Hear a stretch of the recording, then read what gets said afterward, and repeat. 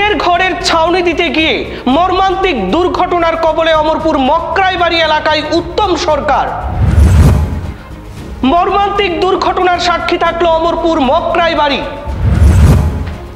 প্রশ্নচিহ্নের মুখে অমরপুর দমকল বিভাগের কর্মীদের খামখেয়ালিপনা। কল করা হলে দমকল বিভাগে ফোন আসে, ইনকামিং কল বন্ধ।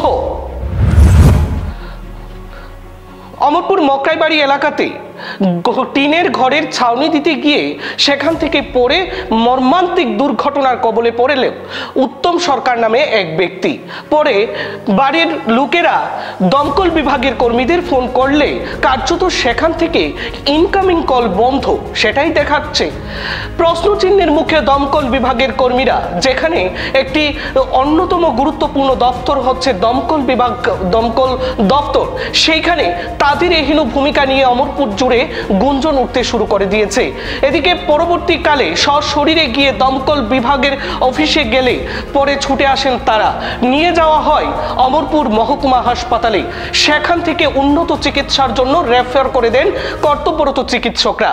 তবে প্রশ্ন হচ্ছে, গুরুত্বপূর্ণ একটি দপ্তর যখন দমকল বিভাগ, সেখানে উনাদের এই খামখেয়ালিপনার দরুন যদি ভালো বেশ কম কিছু হয়ে যেত, তাহলে তার দায়ভার কি নিত দমকল বাহিনীর কর্মীরা? প্রশ্ন রাখা হচ্ছে, সরকার দমকল বিভাগের কর্মীদের যখন এহেন হারে কার্যকরী ভূমিকা গ্রহণ করার জন্য পরামর্শ দিচ্ছে, তখন ফায়ার সার্ভিসের মতন এই গুরুত্বপূর্ণ দপ্তর অমরপুরের বুকে আজ প্রশ্ন রেখে গেল উত্তম সরকারের এই দুর্ঘটনার দরুন। ওনা ছিল মুন্ডাপাড়া করছে, মুন্ডা কলোনি রাজকানি পঞ্চায়েত, একজন লোক নাকি গাছের থেকে বলে গেছে।